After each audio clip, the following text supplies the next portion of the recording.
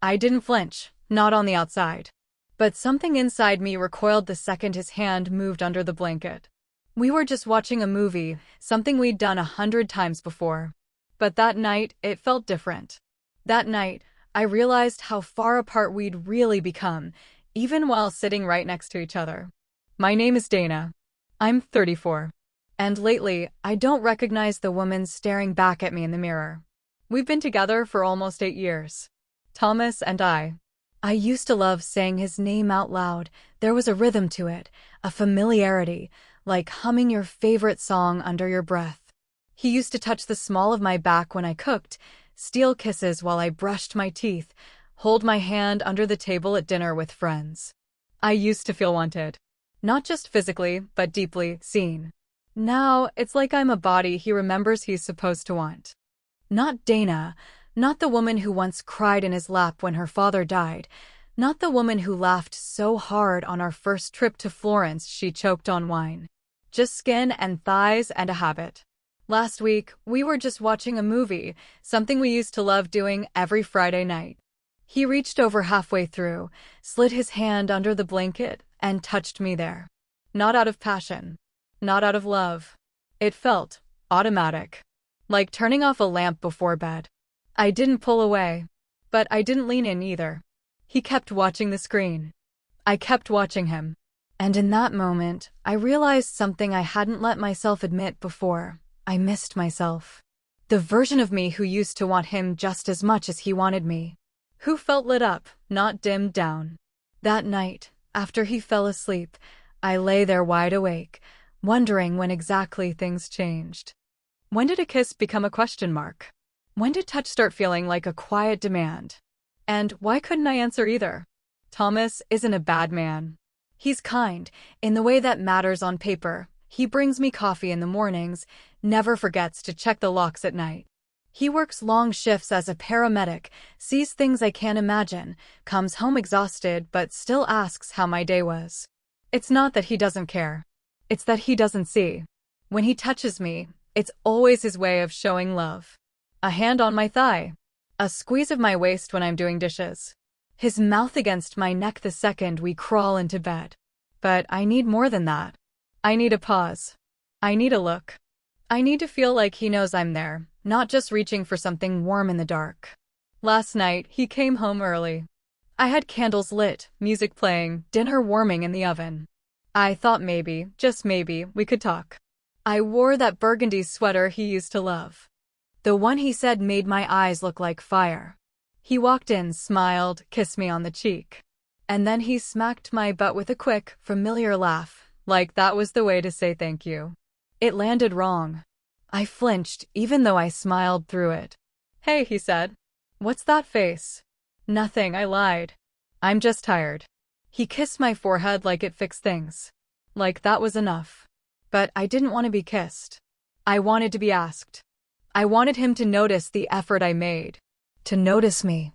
Instead, we ate dinner, made small talk, and he never saw the part of me that went silent. He doesn't know he's losing me. And I don't know how to tell him. I've started pretending to be asleep. It's easier than saying no. Thomas slides in next to me, his hands always warm, always ready. And every night, there's this beat, this quiet moment where I know what's coming. Sometimes it's a kiss on my shoulder, sometimes it's his breath against my neck. But it always leads to the same place. And I hate how much I freeze.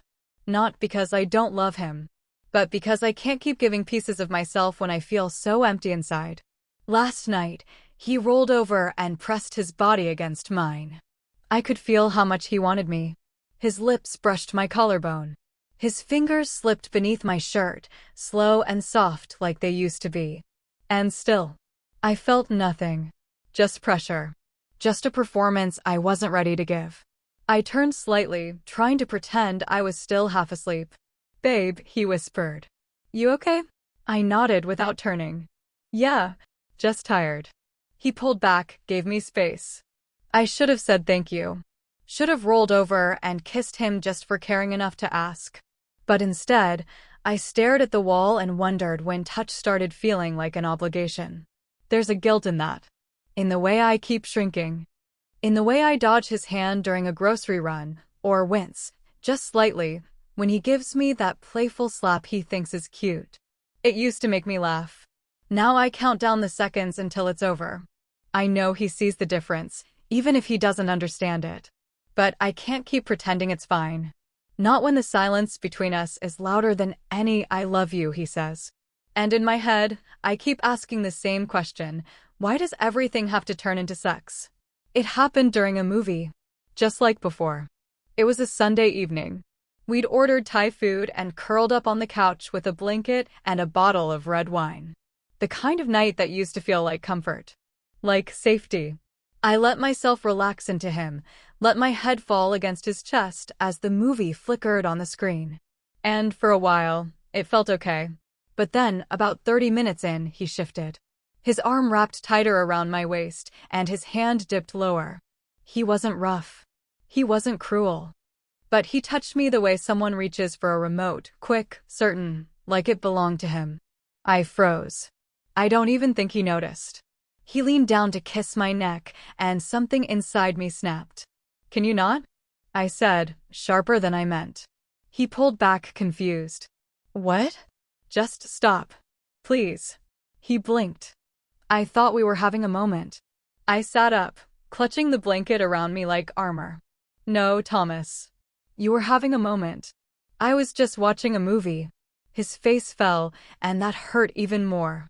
He looked genuinely confused. "Hurt? I don't understand. You were cuddling with me.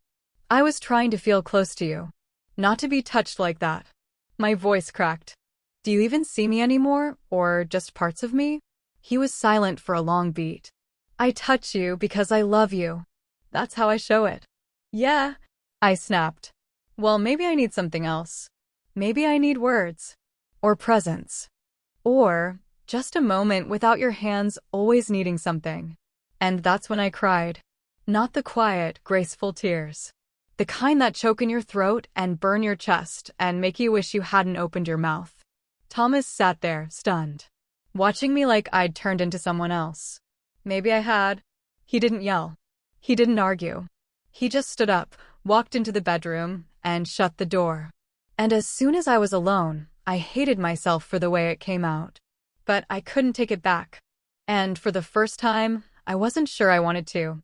He didn't come to bed that night. I heard the soft creak of the couch, the shift of his weight, the hum of the TV long past midnight. I lay in our bed, staring at the ceiling fan, listening to the silence between us swell into something thick and unfamiliar. We didn't speak the next morning. I made coffee. He showered. We moved around each other like polite strangers. No anger. No eye contact. Just space. Days passed like that. Not dramatic, just dull. Distant. I'd catch him looking at me sometimes, like he wanted to say something but didn't know how. And I was too proud or too scared to make it easy for him. I started to miss him. Not the version that always reached for me in the dark, but the one who used to leave love notes in my lunch. Who'd listen, really listen, when I talked about work or my sister or my fear of turning into my mother. But that version of him felt far away now. Like a photograph tucked in the back of a drawer, familiar, yes, but faded. Untouchable. I watched him shrink too. He stopped trying to touch me. He kept to his side of the couch. When we passed each other in the hallway, it felt like navigating a tightrope, one wrong move, and we'd fall back into something sharp. But he wasn't cruel. He still made sure the car had gas. Still remembered to buy out milk. Still sent me a text when my meeting ran late. "Did you eat?" He was hurting too. I could see it in the quiet way he moved. In the way his shoulders stayed tense even when he smiled. I kept wondering if I broke something in him. Or if we'd both just let too many small cracks go unspoken. And now, all I could think was, do I still want this? Not just him. But us. This version of us. I stood in the kitchen one evening, watching him pour a glass of water. His eyes looked tired. His mouth was tight. And I thought, maybe there's still something left to save. Or maybe, it's already too late. It started with him sitting beside me again. Not close, not touching. Just sitting. 2 mugs of tea on the coffee table, a show playing neither of us was really watching. The silence felt thinner that night. Not gone, but not so sharp. He didn't try to touch me, and that, oddly, made me want to reach for him. "I miss you," I said quietly, eyes on the screen. His shoulders tensed. Then slowly, he turned toward me. "I don't know how to be close to you anymore. Every time I try, you pull away." I nodded, swallowing the lump in my throat. "I know. I haven't made it easy." He laughed, but it was hollow. "I thought I was loving you the way you needed. I thought physical closeness meant connection. It used to," I whispered. "But I started feeling like that was all I was to you. A body. Something to hold, not someone to hold space for." He didn't argue. Didn't get defensive. He just stared at his hands for a long time. Then he said, "I thought we were okay. And then, one night, you looked at me like a stranger touched you."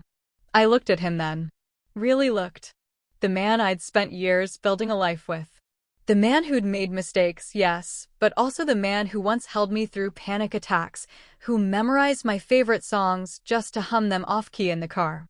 "I don't want to lose you," I said. "But I also don't want to keep pretending." His eyes met mine. They were damp. "Then let's stop pretending." And he leaned forward, not to kiss me, not to pull me in, but just to rest his forehead against mine. It wasn't romantic. It wasn't passionate. It was real.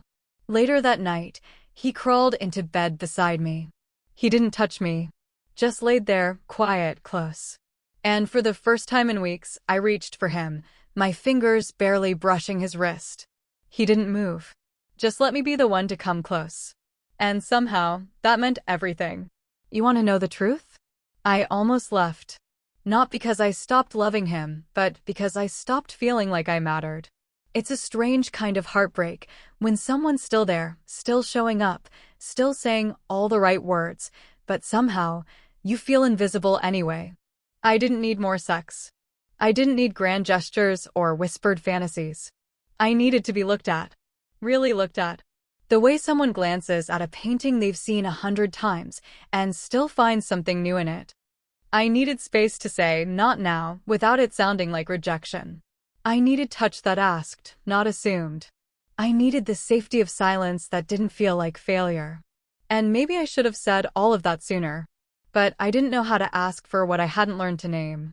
What that night on the couch showed me, when we were just watching a movie and he touched me there, wasn't just a moment of miscommunication. It was a mirror. A reflection of everything we hadn't been saying. But we're trying now. Not perfectly. Not quickly. He's relearning me. And I'm trying to be honest enough to let him. We've started talking in the quiet moments, before the dishes, after the news, when the house is still. It's not easy. Sometimes we stumble. Sometimes I still flinch. But he asks now. He notices. He slows down. And I let him in. I don't know what forever looks like anymore. I used to think love was something you just kept giving until it fixed everything. But now I know it's also about pausing. Listening. Sitting in the uncomfortable. If I've learned anything, it's this. Desire means nothing without tenderness. Touch is empty without trust. And love, real love, asks who you are, even when you forget yourself. So no, it wasn't just a movie. And he didn't just touch me. He reached a part of me I didn't realize had gone numb. And now, maybe we're both learning how to feel again.